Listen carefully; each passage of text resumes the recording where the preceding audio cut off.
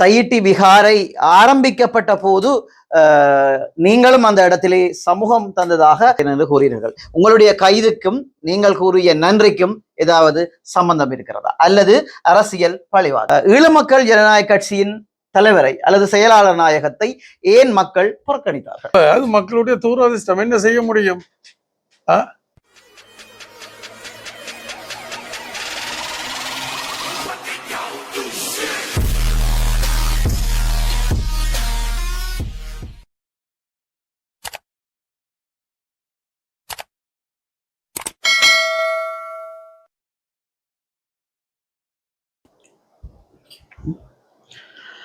வணக்கம் என் தாயக உறவுகளே, நான் உங்கள் ஆர்கே ரஜி. இன்றைய நாளிலே நாங்கள் இலங்கை திருநாட்டிலே யாழ்ப்பாணம் நம்மளுடைய தலைநகரமாக இயங்கிக் கொண்டிருக்கின்ற இந்த யாழ் நகரிலே ஒரு முக்கியமான, அதாவது சொல்லிலடங்காத பல சாதனைகளை புரிந்த, மக்களுக்காக அளப்பெரிய சேவைகளை செய்து தற்போதும் அதை செய்ய துடித்துக் கொண்டிருக்கின்ற எங்களுடைய ஈழமக்கள் ஜனநாயக கட்சியின் செயலாளர் நாயகம், மதிப்புக்குரிய முன்னாள் கடற்தொழில் அமைச்சர் திரு டக்ளஸ் தேவானந்தா அவர்களை இந்த நேரத்தில் சந்திக்க இருக்கின்றோம். வணக்கம் ஐயா. நன்றி. வணக்கம். இந்த மாலை பொழுதிலே உங்களை நாங்கள் இந்த நேரத்திலே சந்திப்பதில் மிக்க மகிழ்ச்சி அடைகின்றோம். அந்த வகையிலே தற்போது வயது முதிர்ந்த நிலையிலும் ஒரு கம்பீரமான தோற்றத்துடன் காணப்படுவதை இட்டு நாங்களும் சரி, இதை பார்த்து கொண்டிருக்கிற உலக தமிழ் மக்களும் சந்தோஷம் கொள்வார்கள் என்று நான் நினைக்கின்றேன். அந்த வகையிலே கூறுங்கள், உங்களுடைய அரசியல் பயணம் தற்போது எப்படி போய்கொண்டிருக்கிறது? உங்களுக்கு தெரியும், ஒரு காலகட்டத்தில் எங்களோட மக்களுடைய பாதுகாப்புக்கு, விடுதலைக்கு, அவருடைய உரிமைக்காக ஆயுதம் தூக்கி போராடினாங்க. அந்த போராட்டம் ஒரு கட்டத்தில் பலவீனப்பட்டு திசை திரும்பிட்டுது. அப்போ அந்த நேரத்தில் இலங்கை இந்திய ஒப்பந்தம் என்ற ஒரு பொன்னான வாய்ப்பு கிடைச்சது. இப்போ அதிலிருந்து முன்னோக்கி செல்ல வேணுமென்றதைத்தான் நாங்கள் அண்டையிலிருந்து சொல்லி வந்த நாங்கள். ஆனால் துரவஷ்டவசமாக அந்த வாய்ப்பு கிடைத்த பிரபாகரனை தலைமையாக கொண்ட அந்த இயக்கம் அதை நிராகரிச்சிட்டது, இல்லை தூக்கி எறிஞ்சிட்டது. அப்புறம் அதுக்கு பிறகு இபிஆர்எல்எஃப் என்ற இபிஆர்எல்எஃப் என்ற அமைப்புக்கு அந்த வாய்ப்பு கிடைச்சது. அவையிலும் அதை சரியாக பயன்படுத்த இல்லை. அதுக்கு பிறகு யுத்தம் முடிவுக்கு வந்த பிறகு அந்த வாய்ப்பை மக்கள் அந்த தமிழ் தேசிய கூட்டமைப்பினுடைய ஒரு பிரதிநிதியான முன்னாள் நீதவான் விக்னேஸ்வரன் அவர்களுக்கு அது கொடுத்தது. அதுவும் இந்த குரங்கின் கையில் பூமாலையாக போயிட்டது. அதுக்கு பிறகு பல சூழ்நிலைகளில் தமிழ் தரப்பினர் அதை சரியாக கையாள இல்லைன்றதுதான் என்னுடைய எண்ணம், என்னுடைய அனுபவத்திலேருந்து என்னுடைய எண்ணம் அது. அப்போ அந்த ஆரம்பத்தில் நான் உங்களுக்கு சொன்னது போல் இந்த போராட்டம் பலவீனப்பட்டு திசை திரும்பிட்டு நான் சொன்னது காரணம் இந்த சகோதர படுகொலைகள், மற்ற இயக்கங்களுக்கு இடையில் ஏற்பட்ட முரண்பாடுகளையும், இயக்கங்களுக்கு உள்ளுக்கு இருந்த முரண்பாடுகளையும் தீர்த்து கொண்ட முறைமை, வன்முறை, கொலை, இதுகளால் தான் அந்த போராட்டம் பலவீனப்பட்டு திசை திரும்பி கொண்டிருந்த நேரத்தில் தான் இலங்கை இந்திய ஒப்பந்தம் என்ற ஒரு பொன்னான வாய்ப்பு கிடைச்சது. அந்த வாய்ப்பை நாங்கள் பயன்படுத்தி இருக்க வேணும். அந்த வாய்ப்பை பயன்படுத்தி இருந்திருந்தால் இன்றைக்கு நடைமுறையிலேயே நாங்கள் சுயநிர்ணய உரிமையை பெற்று வாழ்ந்து கொண்டிருப்போம்ன்றதுதான் என்னுடைய நம்பிக்கை. அப்புறம் அதுக்கு பிறகும் இலங்கை இந்திய ஒப்பந்தத்துக்கு பிறகும் பல வாய்ப்புகள் தமிழ் மக்களை நோக்கி வந்தது. உதாரணத்துக்கு சந்திரிகா அம்மையாருடைய காலத்தில்ங்கிற காலத்தில் அந்த சந்திரிகா அம்மையார் ஒரு அற்புதமான தீர்வு திட்டத்தை முன் வச்சவா. அதையும் தமிழ் தரப்பினர் நிராகரிச்சிட்டினோம். இப்போ அதில் இந்த ரணில் விக்ரமசிங்கனுடைய எதிர்க்கட்சி தரப்பில் இருக்கல அவியல் வந்து நாடாளுமன்றத்தில் அதை எரிச்சதெல்லாம் சொல்லினோம். ஆனால் என்னுடைய அனுபவத்தில் ஆளுங்கட்சி ஒரு விடயத்தை முன்னெடுக்கல எதிர்க்கட்சி அதை எதிர்க்கிறதும், அந்த எதிர்க்கட்சி நாளைக்கு ஆளுங்கட்சியாக மாறி ஆளுங்கட்சி எதிர்க்கட்சியாக விரைக்கல இதான் தொடர்றது. அந்த வகையில் ரணில் விக்ரமசிங்கோட நிலப்பாடு அது என்ன மாதிரி அமைஞ்சிருந்தது என்றால், ஒரு கல்லில் 2 மாங்காய் அடிச்சிருக்கிறார். ஒன்று எதிர்கட்சியாக இருக்கிறோம்ன்ற வகையில் எதிர்க்கிறதுக்கு நல்ல ஒரு கவர் ஒன்று கிடைச்சது என்னென்று சொன்னால், பிரபாகரனும் சம்பந்தனும் அந்த அற்புதமான தீர்வு திட்டத்தை எதிர்த்ததால அவர் ஒரு கல்லில் 2 மாங்காய் அடித்தவர். அவர் இனவாதியாக அதை பார்த்ததாக நான் நினைக்கல. அவர் தன்னுடைய வளமையான ஆளுங்கட்சி எதிர்கட்சி ஆளுங்கட்சி அரசியலை நடத்தி இருக்கிறார். ஆனால் இங்கே பாதிக்கப்பட்டது வந்து நாங்கள்லாம், எங்கட மக்கள்லாம். ஆனபடியினால் நான் இன்றைக்கும் மாத்தான் சொல்கிறேன், இந்த 13 இலங்கை இந்திய ஒப்பந்தத்தில் ஏற்படுத்தப்பட்ட இந்த 13வது திருத்த சட்டத்தை முன்னெடுக்கிறது கூடாக அப்புறம் அதுலேருந்து முன்னோக்கி போகிறது தான் நடைமுறையில் சாத்தியமாக இருக்கும்.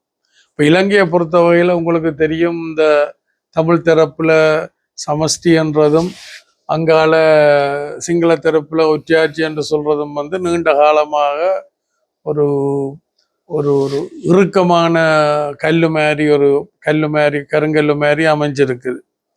அப்போ எங்களுடைய எண்ணம் என்னென்றால், இப்போ சமஷ்டியா ஒற்றையாட்சியா என்றால் பேரங்களுக்கு பிரச்சனையாக இருக்கக்கூடாது. ஏனென்றால் சமஷ்டி என்று சொன்னால் சிங்கள மக்களுக்கு பேயை பார்க்குற மாதிரி, ஒற்றையாட்சி என்று சொன்னால் தமிழ் மக்களுக்கு பிசாசை பார்க்குற மாதிரி.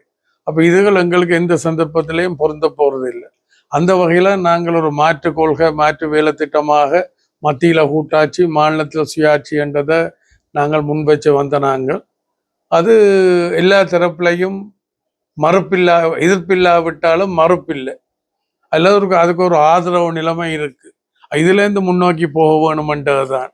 உங்களுக்கு தெரியும், நாங்கள் ஆரம்பத்தில் நாடாளுமன்ற ஜனநாயகத்துக்கு ஊடாகத்தான், அதாவது நான் 90ஆம் ஆண்டு திரும்பி கொழும்புக்கு போயிருக்கல. 86ஆம் ஆண்டு மே மாதம் அளவில் இந்தியாவுக்கு போய் 90ஆம் ஆண்டு மே மாதம் தான் கொழும்புக்கு திரும்பி இருந்தேன். நான் ஏன் இந்த ஆண்டை சொல்கிறேன் என்றால், இலங்கை இந்திய ஒப்பந்தம் அதுக்கு பிறகு ஏற்பட்டது, இந்திய படையினுடைய வருகையும் அதுக்கு பிறகு. அப்போ இந்திய பட காலகட்டத்தில் நடந்த விடயங்கள் இருக்குத்தானே, அது 86 மேல இருந்து 90 மே மட்டும் இலங்கையில் நடந்த நல்ல விடயங்களாக இருக்கலாம் அல்லது கெட்ட விடயங்களாக இருக்கலாம், அதுக்கும் எனக்கும் எந்த சம்பந்தமும் இல்லை. ஆனால் நான் ஒரு தார்மீக பொறுப்பெடுக்கிறேன்.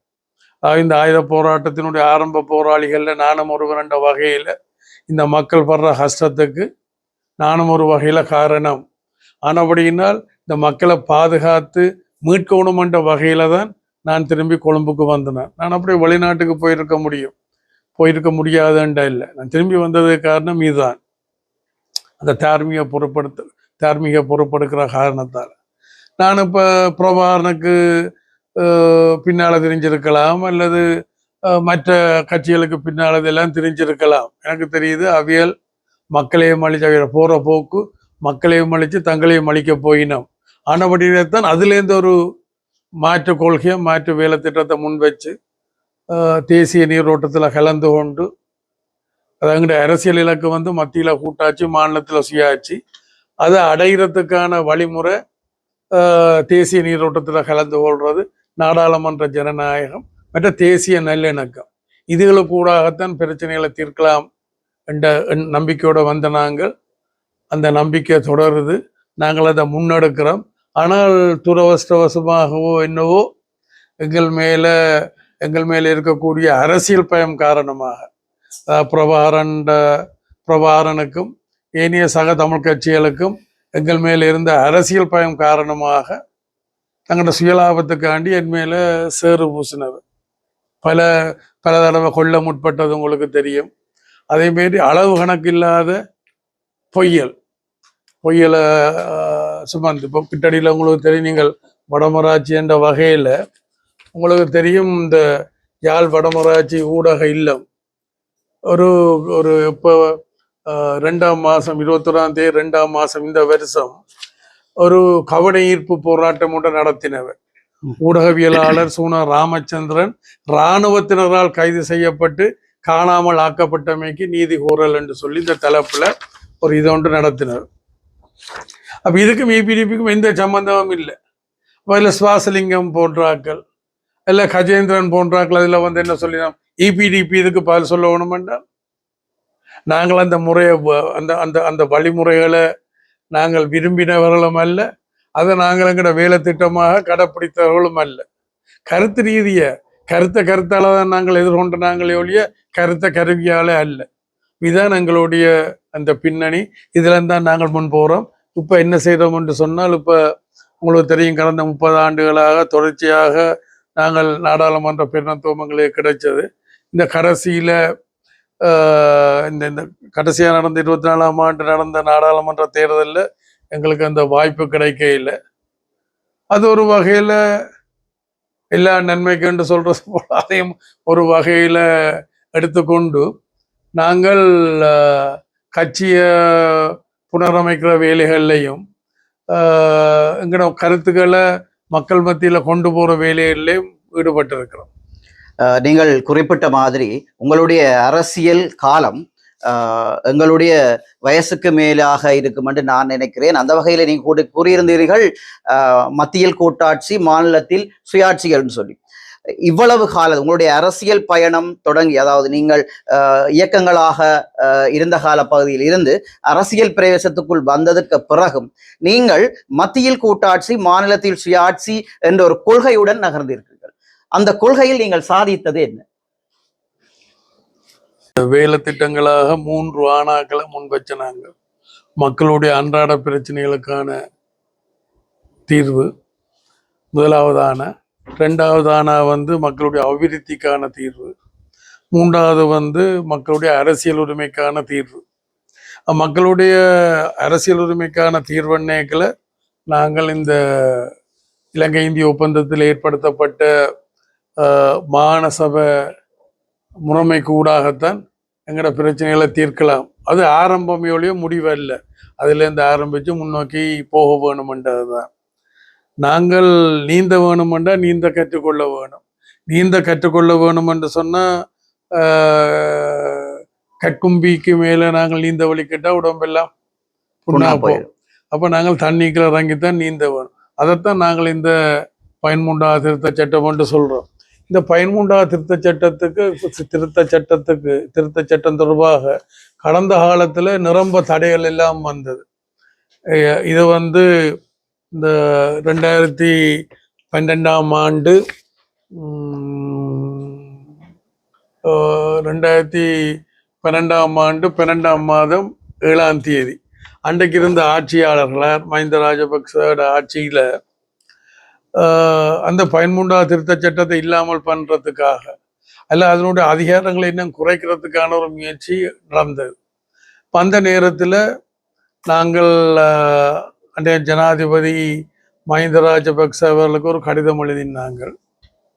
அது என்ன, இப்படி இதை நீங்கள் கொண்டு வந்தால் நாங்கள் நாடாளுமன்றத்தில் 3/2 தரமாட்டோம் என்று சொல்லி ஆட்சியாளர் அரச பக்கத்தில் இருக்கக்கூடிய ஆட்கிட்ட தான் கையெழுத்து வாங்கி, நீங்கள் முதலாவது என்னுடைய கையெழுத்து டக்ளஸ் சேவானந்த, 2வது ஆறுமுகன் தொண்டமான், 3வது ரவுப் ஹக்கீம் என்று சொல்லி இங்கே எல்லாம் இப்படி போகுது 50 கையெழுத்துக்கு மேலே வாங்கி நாங்கள் அவியலுக்கு கொடுத்ததை நிப்பாட்டினாங்க. இது வழியால் தெரியாது.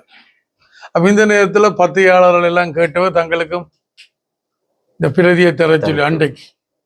அப்போ எனக்கு தேவை வந்து பலகார மொழியே சிலுசிலுப்ப இல்லை, விளங்குதா? அப்போ நான் அதை பத்திரிகை கொடுத்திருந்தா என்ன நடந்திருக்கும், அது வேறொரு விளங்க. சில விடயங்களை நாங்கள் கமுக்கமாக சாதுரியமாக கையாள வேணுமென்றது தான் என்னுடைய இந்த தேசிய நல்லிணக்கத்தினுடைய அந்த அனுபவம், விளங்குதா? அப்போ அதை விட இந்த சந்திரியானுடைய தீர்வு திட்டத்தில் நாங்கள் 19 பக்கத்தில் அறிக்கை இது கொடுத்துனாங்க.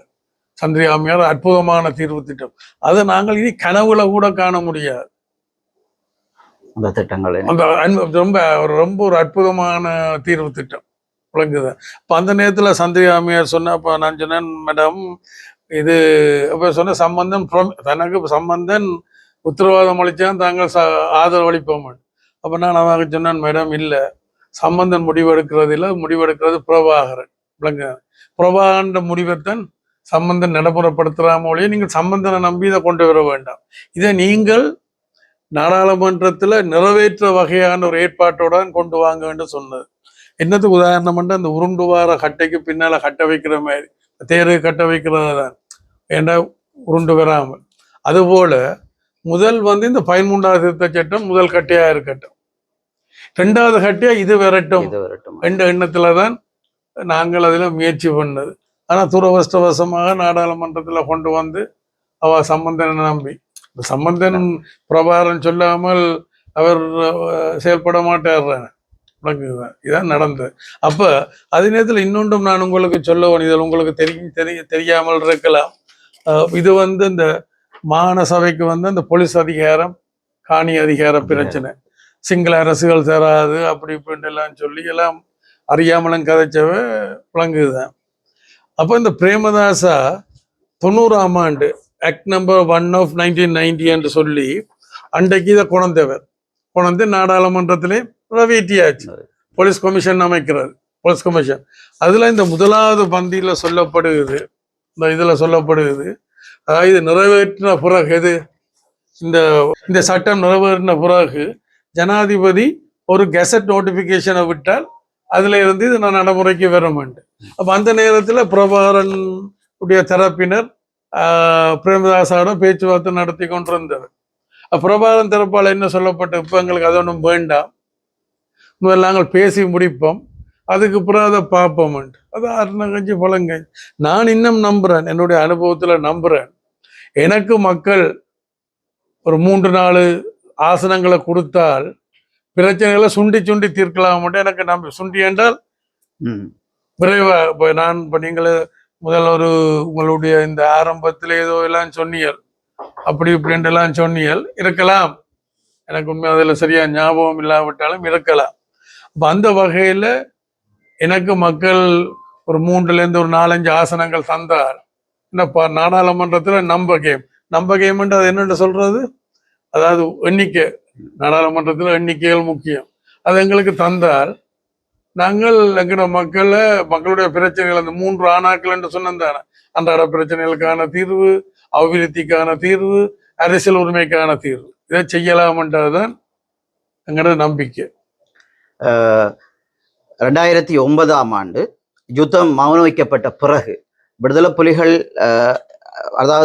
புலிகள் இல்லை அல்லது அழித்து விட்டோம் என்று கூறிய பின்னர் தமிழ் மக்களுக்கு ஒரு சரியான ஒரு தலைமத்துவம் இல்லாதாக இருக்கிறது. இப்பயும் அந்த இடைவெளி இருக்கிறது. பல பேர் இடையாலே வந்தவர்களாக தமிழர்களுக்கு நாங்கள் தலைவர் என்று சொல்லிக் கொண்டிருக்கிறார்கள். ஆனபடியாலே தலைவர் பிரபாகரன் அவர்களுக்கு பிறகு தமிழ் மக்கள் ஏற்றுக்கொண்டதை சொல்லுகின்றேன். தமிழ் மக்களாலே ஏற்றுக்கொண்ட தலைவர் பிரபாகரனுக்கு பிறகு தற்போது தமிழர்களுக்கான ஒரு சரியான தலைமத்துவம் இல்லை என்ற ஒரு இடைவெளி இருக்கிறது. அதை நீங்கள் ஏற்றுக்கொள்கிறீர்களா? பிரபாகரனுடைய காலத்திலேயே தலைமத்துவம் இருக்குன்னு நான் நினைக்கவில்லை.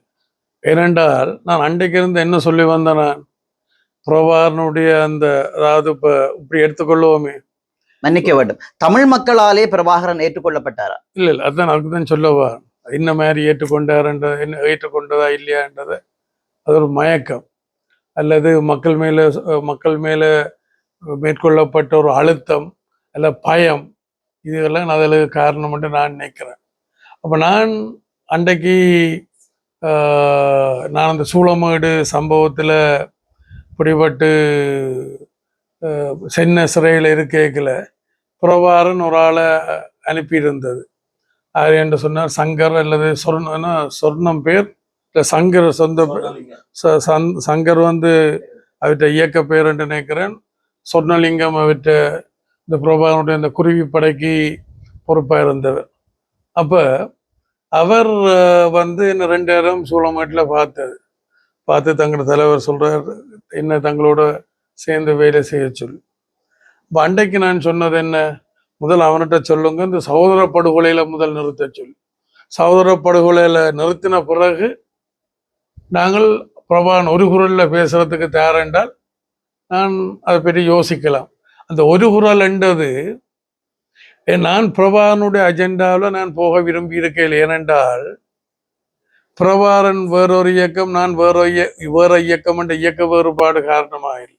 பிரபாரனுடைய அந்த நிகழ்ச்சி நிரல் என்பது மக்களையும் அழைச்சு தங்களையும் அளிக்கிறதாக போகும் என்ற புலியில இருக்கிற பிரபாரன் சாகிறது அவற்றை இது. ஆனால் புலியில இருக்கிற ஏனைய உறுப்பினர்கள் இருக்கணும் தானே, அதில் விரும்பி சேர்ந்திருக்கலாம், நிர்பந்தத்தில் சேர்ந்திருக்கலாம், அறியாமல் சேர்ந்திருக்கலாம். ஆனால் அவையோட இழப்புகள், அவையோட அழிவு அவையோட இழப்புகள் அது எங்கிற சமூகத்துக்குரியது. நானும் அந்த சமூகத்தில் நானும் இப்போ வேறு நாட்டிலேருந்தோ வேறு கிரகத்திலேருந்தோ வரையில் தான் பிரபாகரன் அங்கே பிறந்து வளர்ந்தோ, நானும் இங்கே தானே பிறந்து வளர்ந்து அவன்டெல்லாம் நிமிந்து விளங்கினதான். அப்போ அதுங்கிற சமூகத்துக்கான பாதிப்புன்ற வகையில் நான் அன்றைக்கு சொன்னேன், நான் பிரபாகரனுடைய நிகழ்ச்சி நிரலில் நான் போகிறதுக்கு தயாராக இல்லையா, அது அங்கே வச்சு சொன்னேன். அதுக்கப்புறம் இந்த பிபிசி ஆனந்தி உங்க கேள்விப்பட்டியலோ தெரியல, அங்க இந்த இவற்ற என்ன பேர் இந்த பல்கலைக்கழகத்துல இந்த தெருக்கூத்துகள் எல்லாம் நடத்திக்கணும், சிதம்பரநாதன் இந்த விரிவுரை இவியல் எல்லாம் அப்படி கனப்பிரவம் அவர்கள் எனக்கு அடுத்து கதைப்பினோம். ஏன் நீங்கள் 2 பேரும் சேர்ந்து அவ்வளோ சாதிக்கலாம், ஏன் நீங்கள் 2 பேரும் சேரக்கூடாது. அதனால நீங்கள் இதை பிரபாகரனுக்கும் நீங்கள் சொல்லுங்க. நான் பிரபாகரனோட கதைக்கிறதுக்கு நான் தயாராக இருக்கிறேன். ஆனால் பிரபாகரன் இந்த சகோதர படுகொலையில உடனே நிறுத்த வேணும். மற்ற ஒரு குரலில் பேச தயாரென்றால் நாங்கள் சேர்ந்து கதைச்சு இந்த நிகழ்ச்சி திட்டத்தை செய்வோம். நடந்த உங்களுக்கு தெரியும், கிழக்கு மாகாணம் விடுவிக்கப்பட்ட பிறகு வடக்கு மாகாணத்துக்குள்ள படைகள் வடக்கு மாகாணத்தையும் விடுவிக்கிற தயாரிப்பில் ஈடுபட்ட கேட்கல. அன்றைய தமிழ் தேசிய கூட்டமைப்பில் 21, 22 பேர் இருந்தது. அவைகள்ட்ட தனிப்பட்டுன்னு சொல்லியிருக்கிறேன், கூட்டான்னு சொல்லியிருக்கிறேன். என்ன சொன்னான், அதாவது கிழக்கு மாகாணத்தில் படைகள் போய்க்கல, புலிகளுக்கு ஓடுறதுக்கு இடம் இருக்குது, ஓடி தப்பிடுவீனும். ஆனால் வடக்கு மாகாணத்துக்குள்ள படைகள் விரைக்கல, புலிகளுக்கு ஓடுறதுக்கு இடம் இல்லை, அப்படியே அழிவுகள் கூடும். ஒரு நாயை சும்மா விட்டு அடித்தால் ஓடிடும், மூளைக்க விட்டு அடிச்சா என்ன செய்யும், அது மாதிரி இப்போ ஓடுறதுக்கு இடம் இல்லாதபடி அழிவு. அப்ப இந்த அழிவு எங்களுக்குத்தான் பாரதூரமா இருக்கும். எங்கட மைதானம் எங்கட தளத்துல பிறையில நடக்குது, விளங்குது. அப்ப இந்த நேரத்துல நான் நினைக்கிறேன் 95ஆம் ஆண்டு நினைக்கிறேன், பிரபாகரன் 2 பேரை தயார்படுத்தினது. யாழ்ப்பாணத்துக்குள்ள ஆமி வரப்போகுது, அதை தடுக்க சொல்லி பிரபாகரன் எனக்கு வேண்டிய 2 பேரை தயார்படுத்தி அனுப்பினார். என்ன ஒன்று சந்திரமோகன் என்று சொல்லி, அவர் ஈழ விடுதலை இயக்கமா தமிழீழ விடுதலை இயக்கம், ஈழ விடுதலை இயக்கத்தினுடைய பிரதானி என்று இறந்து போனார். மற்றது பொன் மதிமோகராஜாண்டு அகில இலங்கை எம்ஜிஆர் மன்ற கழக தலைவர். இவையெல்லாம் எனக்கு சிநேதங்கள். அப்போ இவியல் 2 பேரும் தயார்படுத்தி என்கிட்ட அனுப்பி யாழ்ப்பாணத்துக்குள்ள படை நகர்வை தடுக்க சொல்லி கேட்கறதுக்கு ஏற்பாடு நடந்தது. அப்போ அவையிட்ட நான் இதைத்தான் சொன்னேன். அந்த நேரத்தில் இராணுவம் உள்ளுக்கு வந்துட்டுது, விளங்குதுதான். அப்போ நான் என்னென்ற ஒரு அரசியல் தலைவர், மக்கள் தலைவர் என்றால் மக்களையும் பாதுகாக்க வேணும், தங்களையும் பாதுகாக்க வேணும். அப்படிப்பட்ட ஆக்களை என்னால் என்னுடைய உலக வரலாற்று அனுபவத்தில் என்னால் ஏற்றுக்கொள்ள முடியல. தலைமை என்று சொன்னால் மக்களையும் பாதுகாக்க வேணும், தங்களையும் பாதுகாக்க வேணும். ஏன் இங்கிருந்து அங்கே ஓடினது? எங்க அதாவது கிழக்கு மாகாணம் இல்லை, வன்னிக்கு. அதாவது தீவு பகுதியில இந்த ஓடைக்கு என்ன சொல்லிச்சினோம், கேந்திர முக்கியத்துவம் இல்லையாண்டுச்சினோம். தங்களால் முடிய இல்லையாண்டோன்னா கேந்திர முக்கியத்துவம். வலி வடக்குல இந்த ஓடைக்கு என்ன சொல்லிச்சினோம், கேந்திர முக்கியத்துவம் இல்லையாண்டுச்சினோம். அப்புறம் யாழ்ப்பாணத்துக்குள்ள இந்த ஓடைகள் என்ன சொல்லிச்சினோம், கேந்திர முக்கியத்துவம் இல்லையாண்டு.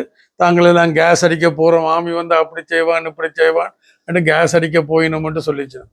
சனத்தை எல்லாம் மிரட்டி பெரும்பான்மையான சனத்தை வடமராட்சியில் கொஞ்சம் சனம் இதால் அங்கால இங்கால நின்றது, ஆனால் இங்காலையெல்லாம் அனுப்பியாச்சு. அப்போ இந்த சனம் தென்மராட்சிக்கு போய் அங்கால அவியலால் போக முடியாமல், போனாக்களை விட மற்றாக்கள் போக விரும்பாமலும் போக முடியாமலும் தென்மராட்சியில் தங்கிட்டோம். அப்போ ஆமி வந்தோன்னே அழைப்பு விடுத்துச்சு. அப்போ அழைப்பு விட்ட நேரத்தில் சனம் உடனே வந்துட்டுது.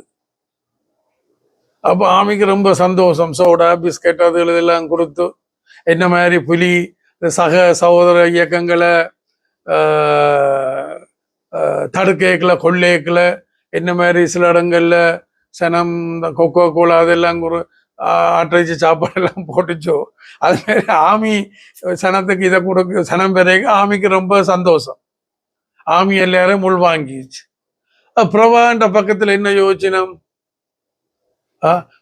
சரி நீங்கள் போங்க போங்க ஷாப்பிங் பேக்கோட விரைக்கில் நாங்கள் பார்க்குறோம். இங்கே ஆமி நல்ல மாதிரி நடத்திச்சு. அப்போ அது அவியல் விரும்பையில், புலிகள் விரும்பையில், பிரபாரன் விரும்பையில். அப்போ என்ன செய்திச்சு, அங்கே சொல்றது இங்கே சொல்றது, அங்கே வடி வைக்கிறது, அங்கே குண்டு அடிக்கிறது. அப்போ ஆமி ஆமி என்ன செய்யும், திருப்பி அடிப்பாங்க. யாரை அடிக்க போகுது, மக்களை தான். ஆமி கொள்ளுதண்டு. இதுதான் இந்திய பட காலகட்டத்திலையும் நடந்தது. 85ஆம் ஆண்டு நினைக்கிறேன். நீங்கள் இப்போ பிறந்துட்டீங்களா? இல்லை, 80ஆம் ஆண்டு பிறந்தேன். இது 85. அப்போ நீங்கள் தவண்டு சின்ன பிள்ளையா இருந்துட்டு. அப்போ 85ஆம் ஆண்டு ஒரு வதந்தி, இந்திய படம் வரப்போகுது, டெலிவோண்ட் அமைப்பு கூடாக இந்திய படம் வரப்போகுதுன்ற ஒரு வதந்தி. அப்போ நாங்கள் கூடி கதைக்கிறோம். நான் அப்போ இபிஆர்எஃப்ல இருந்தேன். அதில் நாபா தோழர் வந்து உத்தியோகபூர்வமான தலைவராக இருந்தாலும் நடைமுறையில் நான் தான் அதை இங்கே நெறிப்படுத்தி கொண்டு வந்தேன், வழிப்படுத்தி கொண்டு. அப்போ இப்படி வதந்தி வந்த உடனே நாங்கள் கூடி கதைக்கிறோம். ஹீரோஸ், இபிஆர்எஃப், கிட்டணும் திலீபனும் புலியில் டெலோவை கூப்பிடையில என்னென்னா டெலோவு கூட தானே வரப்போகுது. அப்போ நாங்கள் கதைக்கிற கதைகள் வெளியில் போகும், அங்கால போயிடுமன்றதுக்காண்டி டெலோவை கூப்பிடையில. ஃப்ளோட் அமைப்பு அன்றைக்கு ஒரு அப்படி இப்படி இருந்தபடியினால், சில குழப்பங்கள் அதுகளுக்குள்ள இருந்தபடியினால் நாங்கள் இந்த 3 பேரும் கூடி கதைக்கிறோம்.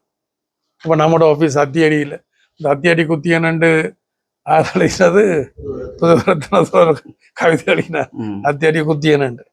அப்போ நம்மளோட ஆஃபீஸ் அத்தியடியில் அப்போ கிட்டன்னு சொன்னான், இந்திய படம் வந்து அடிக்க வேணும்ண்டா. அப்போ நான் அதுக்கு அதை ஏற்றுக்கொள்ள இல்லை. அப்போ நான் சொன்ன, உங்களுக்கு நீங்கள் கடலோட சம்மந்தப்பட்டபடியாக கடற்குளிப்பு தெரியும், அந்த அலைக்குள்ள இந்த மாதிரி போறேன். அதை தெரியாம அலைக்கு முன்னால போய் நின்றா என்ன செய்ய, மேலே இழுத்து கொண்டு போய் அடிச்சு விட்டுடும், விளங்குதுதான். அப்போ நான் அன்றைக்கு சொன்னேன் என்றால், அதாவது இந்திய படன்றது வந்து டெலிவோண்ட் அமைப்பு கூட வருதுன்றதுதான். என்ன மாதிரி முக்தி பாயினி என்ற பேரில் பங்களாதேஷுக்குள்ள இந்திய படம் விடுவிச்சதோ அது மாதிரி டெலிவோண்ட் அமைப்பு கூட இங்கே வந்து விடுவிக்க போகுதுன்றதுதான் அந்த வதந்தி. அப்போ கிட்டன்னு சொன்னான், தேவா உங்களுக்கு என்ன இப்போ தேவாண்டு தான் இப்போ கூப்பிடுறேன், வீட்டில் தேவாண்டு கூப்பிட்டு, அப்புறம் பள்ளிக்கூடத்தில் தேவாண்டு வந்து இயக்கங்களுக்குள்ளேயும் அவங்களெல்லாம் தேவாண்டு அந்த நேரத்தில் கூப்பிடுறாரு. அப்போ கிட்ட சொன்னான், தேவா உங்களுக்கு இந்திய படையை பற்றி தெரியாது, நாங்கள் அங்கே பயிற்சி எடுத்துறாங்க, அது ஒரு டிசிப்ளினான ஃபோர்ஸ்ன்னு சொன்னேன். அப்போ நான் அவனுக்கு சொன்னேன், எந்த படையும், அது அமெரிக்க படையோ சீன படையோ ரஷ்ய படையோ எந்த படையும் யுத்தம் என்றால் அது இயந்திரமாகத்தான் இருக்கும். யுத்த காலத்தில் ஒரு மாதிரி, மற்ற சாதாரண நேரத்தில் நாங்கள் ஏறி கிள்ளி நொழியெல்லாம் விளையாடலாம். இப்போ நான் இதில் போய் ரோட்டால் போய் சிரிச்சு கொண்டு போடுறது, முந்தி ஆமிய போலீஸை கண்டு எங்கட சினிமா சார் மாத்தியாண்டு இப்படி நிற்பினான். இப்போ அவனை பற்றி கண்டு போய் இடிச்சு போட்டும் போயினான், விளங்குது. அப்போ நான் கிட்டனுக்கு சொன்னேன், சரி இதில் நீங்கள் எனக்கு இந்திய படையை பற்றி இப்படி ரொம்ப கட்டுக்கோப்பான படையண்டெல்லாம் சொல்றீர்கள், ஏன் நீங்கள் ஊரெல்லாம் ஒரு போஸ்டர் போட்டிருந்த, ஒரு பர்பிள் கலரில் ஊதா நிறத்தில் தமிழீழ மக்கள்ன்ற ஒரு போஸ்டர், இந்திய படம் வந்தால் பங்களாதேஷில் நடந்த மாதிரி கற்பழிக்கும், கொலை செய்யும், கொள்ளையடிக்கும். நீங்கள் இதில் சொல்றீர்கள் இந்திய படம் 2 கட்டுக்கோப்பான படையன்றீர்கள், ஏன் இப்படியான போஸ்டர் போட்டிருக்கிறீர்கள்? அப்போ திலீபன் சொன்னான், இல்லை தேவா, மக்களை மிரட்டாட்டம், மக்கள் படைகளோட போய் சேர்ந்துருக்கணும். அப்போ இந்திய படம் பெரிய தாடிகள், நான் இங்கே இந்திய படையை பார்க்கல, இங்கே எனக்கு இந்தியாவில் பார்த்துருக்கேன் தானே, தலைப்பால் தாடிகள் பெரிய டேங்கல் இரும்போலோட வரைக்கும். இப்போ மக்கள் யோசிச்சினா இந்திய படம் தான் தங்களோட ரச்சகர்களாக்குமென்று யோசிச்சு இந்திய படையோட சிநேதம் கொண்டாட வலிக்கிட்டுச்சு. அப்போ அது பிரபானுக்கு அது விரும்ப இல்லை. அப்போ சும்மா விடக்கூடாது என்றுட்டு என்ன செய்யறது, அப்போ ஒருத்தன் இப்படி சென்றில் இப்படி நிற்கிறான் என்றால், அப்போ தங்களோட பொடிகளட்ட சொல்றது அதை குழப்ப சொல்லி, அப்போ இவ தவண்டு போய் கல்லுக்கான ஒரு மரத்துக்கு பின்னால அல்ல ஒரு சிவருக்கு பின்னாலன்ட்டு கட்ட போலால அவனுக்கு அடிக்கிறது கல்லு. அப்போ ஒருக்கா பட்ட இப்படி எண்ணுவான். 2ஆம் 3ஆம் தரம் படைக்க என்ன எரிச்சல் தாங்க முடியாம திரும்பி ஓட்டோல பிடிப்பான். யாருக்கு படம்? சாதாரண மக்களுக்கு. விளங்குதா உங்களுக்கு? அந்த தேன் எடுக்க போறாக்கள் தெரிந்தானே, தேன் தேன் அவையெல்லாம் ஹெல்மெட் எல்லாம் போட்டு சாக்கெல்லாம் கட்டிக்கிட்டான் போவினோம். அந்த தேன் கூட்ட குழப்பினோன்னு என்ன நடக்கும்? தெருவில் போறவனுக்கு, வீட்டுல படுக்கிறவனுக்கு, பிளாக்கு பாக்குறவனுக்கு தான் குத்தம். அப்ப இது ஒரு தலைமத்துவமா? இந்திய ராணுவங்கிறாக்கள் எல்லாம் கொள்ளுது. அப்ப ஒரு தவறான வழிநடத்தல் தங்களோட சுயலாபத்துக்காண்டி செய்திருக்கேன். அதுல என்னால ஏற்றுக்கொள்ள முடியல. நான் வேற இயக்கம், பிரபாகரன் வேற இயக்கம், அந்த இயக்க வேறுபாடு காரணமாயிரு. நான் 86ஆம் ஆண்டு இந்தியாவுக்கு போனதுக்கு காரணம் 3 காரணம். ஒன்று, இபிஆர்எஃப்க்கு ஏற்பட்ட உட்பிரச்சனைகளை பெரும்பான்மையான தலைமையில் அங்கே இருந்தபடியினால் அவைகளோட கதைச்சு இந்த பிரச்சனைக்கு தீர்வு காண்றது. ஆனா மற்ற இயக்கங்கள் தீர்வு கண்ட மாதிரி நான் இங்க இருந்து கண்டிருக்கலாம் 2 பேரை. நான் அந்த நேரம் உங்களுக்கு தெரிஞ்சிருக்கேன் இந்த எப்படியான இதுல நான் இருந்தேன். 2 பேர் அப்படி கதைக்கிறதே வெக்கமென்று நான் யோசிக்கிறேன். ஆனா மற்ற இயக்கங்கள் எல்லாம் என்னென்ன தங்களோட பிரச்சனையை தீர்த்தது அப்படித்தானே எல்லா இயக்கங்களும். நான் இபிஆர்எஃப்க்கு பொறுப்பா இருக்க மட்டும் நான் அதுக்கு இடம் கொடுக்கல. உதாரணத்துக்கு சொல்றது, நெடுந்தீவை என்னுடைய தலைமையில போய் மீட்டது. அன்றைக்கு படை போயிருந்தால் அல்லது புலி போயிருந்தால் கொஞ்சம் பேர் செத்திருப்பினும், கொஞ்சம் பேர் காயப்பட்டிருப்பினும், கொஞ்சம் பேர் கைது செய்யப்பட்டிருப்பினும். ஆனா என்னுடைய தலைமையில போன அப்படின்னா இது ஒன்றும் நடக்க இல்லை. அதுக்கு நெடுந்தீவு சாட்சியா இருக்கு, நல்ல சாட்சியா இருக்கு. இப்ப 91 நினைக்கிறேன் நான் சொல்ற விளங்குது. அப்ப என்ன திருப்பி சொல்றேன் என்றால் என்னால் அதை ஏற்றுக்கொள்ள முடியல. தமிழ் மக்கள் நிர்பந்தம் காரணமாக அல்லது என்னென்றால் அது அன்றைக்கு ஒரு பத்திரிகையாளர் எழுதியிருந்தார், டிபிஎஸ் ஜெயராஜ் என்று சொல்லி ஒரு முதுபெரும் பத்திரிகையாளர் கனடாவில் இருக்கிறார். 2-3 தரம் ஒன்றையெல்லாம் அடிச்சும் இருக்கிறாங்க அங்க வச்சு. யார் அடிச்சிருப்பாங்க தெரியும். அப்ப அவர் எழுதுறார், புலிகள் பொய்ய புழுக சொல்லி தங்களோட இயக்கத்தை காத்தறிச்சு ஊதுற மாதிரி ஊதி வீச்சது. அப்புறம் அதுக்கு தாங்கள் நம்பிக்கொண்டது. தாங்கள் அதை நம்பி மக்கள் மத்தியில் ஒரு பொய் பிரச்சாரங்களை செய்து கொண்டு கேட்கல, அதுக்கு தாங்களும் நம்பிட்டினோம். பண்டைய ஆட்சியாளர்கள் எடுத்துக்கொள்ளுங்களேன், பொய்ய புழுக சொல்லித்தான் வந்தது. ஆனா அவங்களால தேய்ச்சி போச்சு, நம்ம செய்ய முடியாம அதை ஒரு பக்கம் விடும். அப்ப நான் என்ன சொல்றேன் என்றால் என்னால அதை ஏற்றுக்கொள்ள முடியல. திருப்பியும் சொல்றேன், பிரபாகரன் வேறொரு இயக்கம், நான் இன்னொரு இயக்கம் என்ற இயக்க வேறுபாடு காரணமா இல்லை. அப்ப நான் இந்தியாவுக்கு போனது காரணம் உண்டு, இபிஆர்எஃப்கள் இருந்த பிரச்சனைகளை தீர்க்கிறதுக்கு. நான் இங்க வச்சு தீர்த்திருக்கலாம். 2 பேரை இது பண்ணி போட்டு ரோ காரண்ட நான் சொல்லியிருக்கலாம், நான் தான் இபிஆர்எஃப் தலைமைன்னா அவன் எனக்கு ஆயுதம் அனுப்பிட்டு போறேன். நான் அதை செய்ய விரும்ப இல்லை. மற்ற இயக்கங்கள் எல்லாம் எப்படி செய்தாண்டு வரலாற்று பதிவுகள் எல்லாம் நிரம்ப இருக்கு. 2வது காரணம், எல்லா இயக்கங்களோட பிரபான் உள்ளடங்களாக. அப்ப எனக்கு கிட்டணும் தெளிவன் சொல்லிவிட்டவ தங்களுடைய இலக்கு தனி நாடு தான். அவியல் தமிழீழம் என்றது, நாங்கள் ஈழம் என்றது. ஈரோசம் இபிஆர்எஃப்பும் ஈழம் என்று சொல்ல பயன்படுத்துறது. டெலோப்ளட் டைகர்ஸ் தமிழீழம் என்ற சொற்பிரயோகத்தை செய்யறது. அதில் சில கருத்து வேறுபாடுகள் எல்லாம் இருக்காது. இல்லை, தமிழீழம் என்றா என்ன, ஈழம் என்றா என்ன விளங்குதுதான். தனிநாடாக இருந்தாலும் ஆனால் அதுல சில குணாம்ச ரீதியான கொள்கை ரீதியான வேறுபாடுகள் இருக்குது. அப்ப கிட்டன் எனக்கு சொன்ன தேவா, நீங்கள் அங்க போறபடியால் பிரபாகரனுடைய கதை, தங்களோட தலைவருடைய கதைக்க சொல்லி, பிரபாகரன் தமிழீழத்தை கையை விட்டால் தாங்கள் இங்க பிரபாகரனை வரவிட மாட்டோம் அல்லது இயக்கத்தை கலைப்ப மாட்டோம் எனக்கு அவியல் சொன்னவை. யார்? கிட்டனும் தெளிவான ஆக்கலாம்.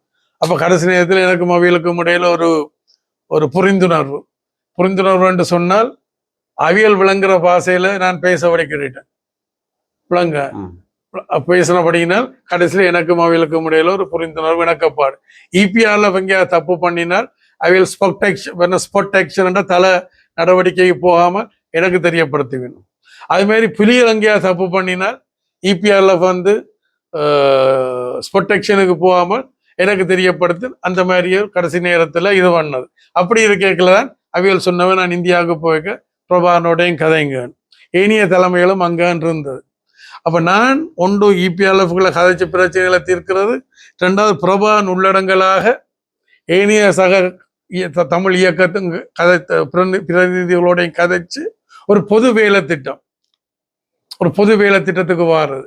நாட்டை மக்களையும் விடுவிச்ச பிறகு நீங்கள் பிறகு கூட கொள்கையை மக்கள்கிட்ட வைங்க, நாங்கள் எங்கிட்ட கொள்கையை மக்கள்கிட்ட வைக்கிறோம், மக்கள் யாரை தெரிவு செய்யணும் அவியல் நிர்வகிக்கட்டும்ன்றதுதான்.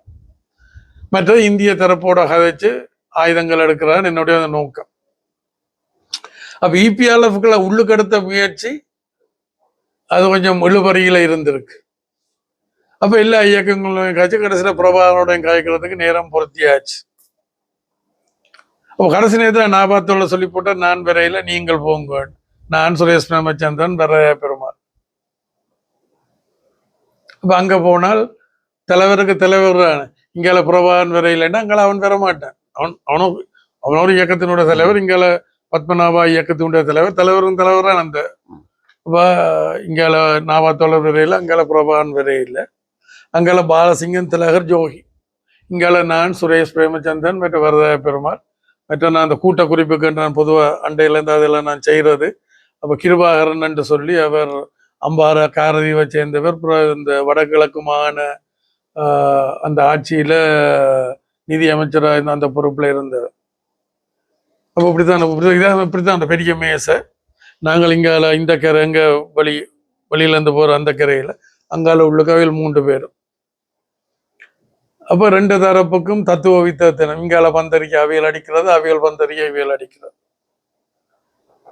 அப்ப நான் ஒரு 20-25 நிமிஷத்தால எழும்பி சொன்னேன், நீங்கள் இங்க 2 தரப்பும் மூக்க முட்டை விளங்கிட்டு குதியங்குத்துவியல் அடிபட்டு சாகிறது சாதாரண மக்களுடைய பிள்ளைகளும், பாதிக்கப்படுறதும் எங்கட மக்கள் தான் என்று எழும்பினதோட